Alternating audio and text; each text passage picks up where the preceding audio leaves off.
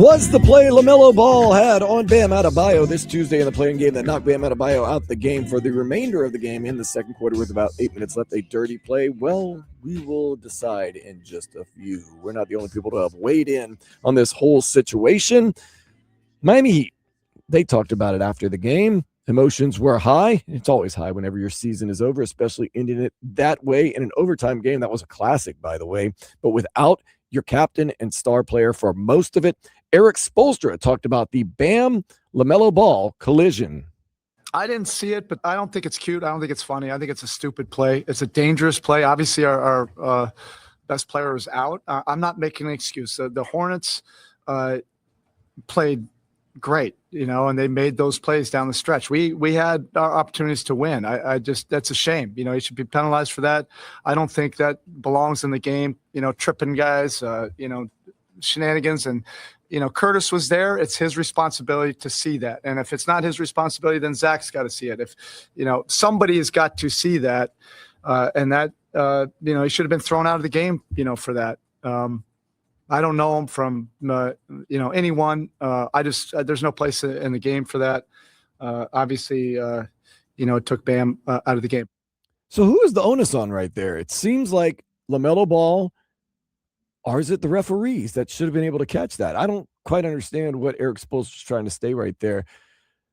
The referees, obviously, if you don't already know, which you should know by now, didn't call the foul, which it probably, let's be honest, was a foul. It was a foul, but I can understand the referees. I understand that point. I understand. It's almost similar to soccer. There was a fast break on the other side. Right. The Heat had an advantage. Right. It's almost similar to soccer if there's a penalty, but you have the ball.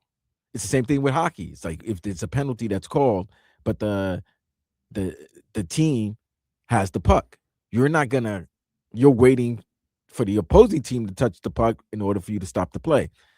Same thing. I saw a goal in soccer. I forgot who it was. It was a couple of years ago too. It was it Bayern? I think it might have been Bayern versus Real Madrid, where Madrid did a foul. The referee didn't stop it. He let play continued, and they scored a goal right after that. So I can understand that they're on a fast break. Do you blow the whistle while they're on a fast break? Because that's the other thing. What if he did blow the whistle?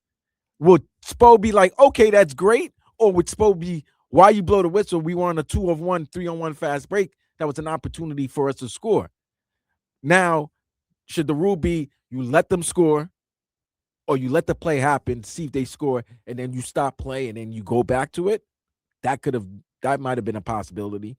But it's kind of hard for you to stop the play, the action, especially when it's benefiting you.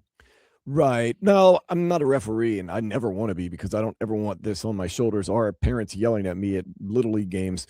But I would think the rule is that you blow the whistle if there's any doubt that it's a foul. Therefore, you make it automatically reviewable. So then if you blow the whistle, then there's no fast break. Eric Spoelstra can yell at me all he wants. So he was going to yell regardless. Right. You're screwed either way. At least get it right to where you can review the play. You're going to be screwed because what if they didn't score on that fast break? Yes. So that's 2 points. Charlotte came back and scored right away, too. But that's 2 points taken away from you, though. It was. But could have gone the game without LaMelo Ball. Cool. You can go review that play during a timeout. I don't think there's a problem if you review the play and see that the player committed a flagrant act. But the window was passed at that point. Therefore, then the question is, do you want the 2 points, or do you want to stop a play and then for the rule to be enforced? I will say this, and I'm going to be honest with you. As I watched it in real time, I didn't see anything. I didn't see anything either. Okay, so we're on the same page. I didn't see anything. Now, the replay is totally different. Obviously, yeah, come on, bro. You can see anything with the replay. I thought it was just nothing when he flailed around and Bam fell. I thought, it's just somebody that's having a reputation. So the fact is their best player got hurt. And, I mean, listen, if he has a history of doing this, and especially with this particular player, which is weird. Which is very weird. Like, I doubt every game he goes in like, any chance I get against Bam Adebayo, right? Low clothesline him. I think it's kind of happenstance and circumstance. It happens in sports where sometimes if you're if you're associated with a situation with another player, they're always going to look for that. They're going to find every. So it's like there was a time every time LeBron and Draymond went at it, they always wanted to see because of the kick in in the Nats, is that going to happen? Or every time the T-Wolves play the Warriors, is Draymond going to go and behind Gobert and choke him, because you've seen that happen. So if it happens again, it's always, oh my God, there must be some type of anger, and they must hate each other. And it's just like, no, it's just the way people are, the way people act. Sometimes they don't act the smartest in certain situations. So Tyler Hero was asked if the LaMelo Ball play on Bam Adebayo was a dirty play. I mean, we all know it was not the right play. Not the right play. That's funny from him, because he was doing not the right plays a lot during the year. Went to Carter, almost killed him. Well, remember that. Well, Bam Adebayo did say earlier this week at the exit interviews is that only one person will know if it's a dirty play or not, and that is LaMelo Ball. So I think Bam and the guys have made their peace with it.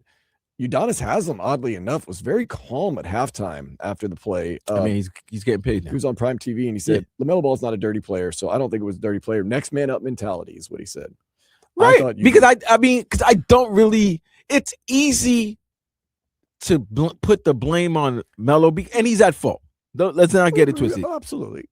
But when you have a reputation of always doing some questionable things or having questionable decision-making, it's then a play like this will add more validity to people's claims of you being a problem or question your decision-making. So we'll further break it down, but first let's hear from Eric Spoelstra and if that collision had a lasting effect on the game.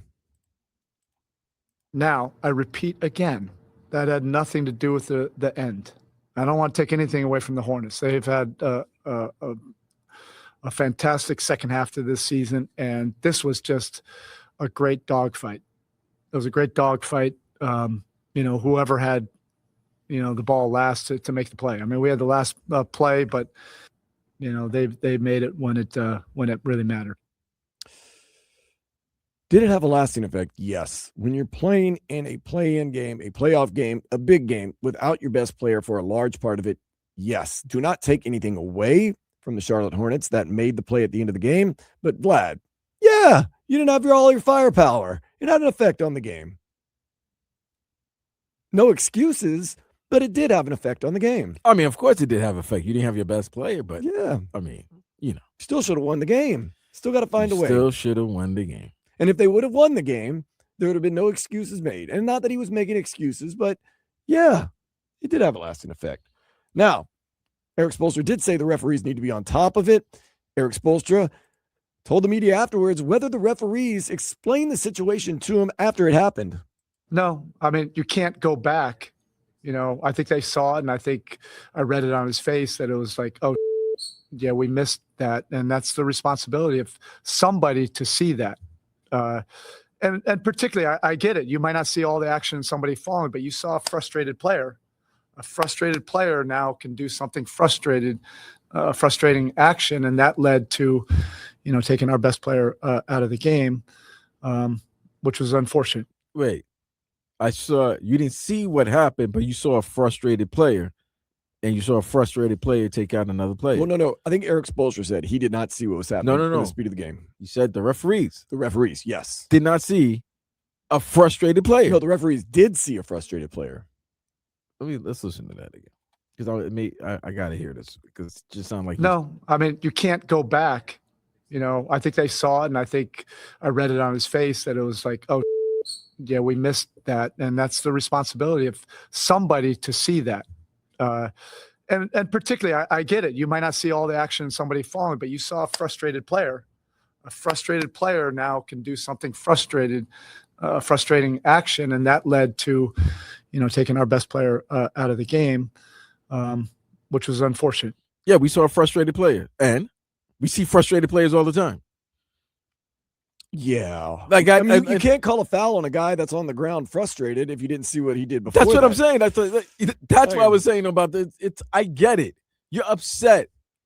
But what did you want them to do? Like you're saying, okay, this referee didn't see it, so then the other referee should see it, so that when the play happens, the Heat score on that fast break, blow the whistle right then and there, and say we're gonna take a look at a possible hostile act.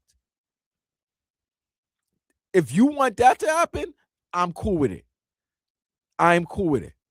But I understand the referee not taking away A fast break opportunity. a fast break opportunity by blowing the whistle, because guess what? Fans and players on the team and coaches would be upset if they had a 2-on-1 or 3-on-1 fast break and the play was stopped because of that. They wanted to go back and make a rule. You'd be upset with that because you were like, oh, we had a chance to score. They would be upset with that. So it was really nothing going to happen unless the referees allowed them to get the fast break points and then stop play right after that. So here's what I think happened. LaMelo Ball drove down the lane, got frustrated, like Eric Spoelstra said, meant no malice through it, although malice ended up happening, and just kind of frustratedly, and we've all done this in life, as in basketball, just kind of swiped Bam Adebayo. He caught Bam Adebayo's ankle and kind of caught him off guard. Bam Adebayo has been a basketball player his whole life and knows that when you get hit kind of dirty, not that you embellish, but that you kind of make sure the referees see it. He kind of got caught in the air and he busted his tailbone. And let's be real. If players really thought it was dirty, they would have handled it. That is what upsets me a lot. They would have handled it. They should have handled it. But if they really thought it was dirty. Dirty or not dirty. Once again, Vlad, you know I'm from that school. Dirty or not, but if you know that it was dirty, like take it from UD. UD would be like, LaMelo's not a dirty player. Next man, that's cool. Now he might have. Is that a different because I haven't played basketball in 4 or 5 years and I'm not wearing a uniform, UD? Possibly. But things are handled. You still took out our best player. Things are handled within the lines. Still are handled within the lines. So it doesn't do you any good getting them 20 games into the year next year getting paid. No, you get them now. But like the thing about it is, like I said, if the players really felt that this was a dirty move, they would have handled it. Nonetheless. Jameer Young, get in there. I got 6 fouls to give, and I'm only going to use 1. Listen, it's a dirty play. That's why there should have been repercussions. But it's a dirty play in our eyes. I don't know if all the players really felt like it was dirty. I think he meant no malice. He was frustrated. I think Bam kind of got caught in the air. I think the referees, when they saw it in real time, it was happening fast. They maybe thought there wasn't that much contact. They saw that there was an advantage for the Miami Heat on the other end. They kept their whistles in the pocket. And let's be honest, in these playoffs or play-ins, you're supposed to be able to be a little more physical. And they've shown that. So I think all that played into it. Yeah, I mean, you're allowed to be physical, but you ain't allowed to be like, well, like I said, in real time, it didn't look like tripping a play from the behind. I didn't know he grabbed his the heel of his foot and pushed him. But I think it was a bang fast play. Unfortunately, it led to Bam Adebayo getting hurt, and then it led to the Heat losing, and the season is now over. It's over. The frustration is real for both teams, and both teams are out of the play-in or playoffs anyway. So. I hope Bam Adebayo's tailbone heals up well, and we'll try to figure out things next year.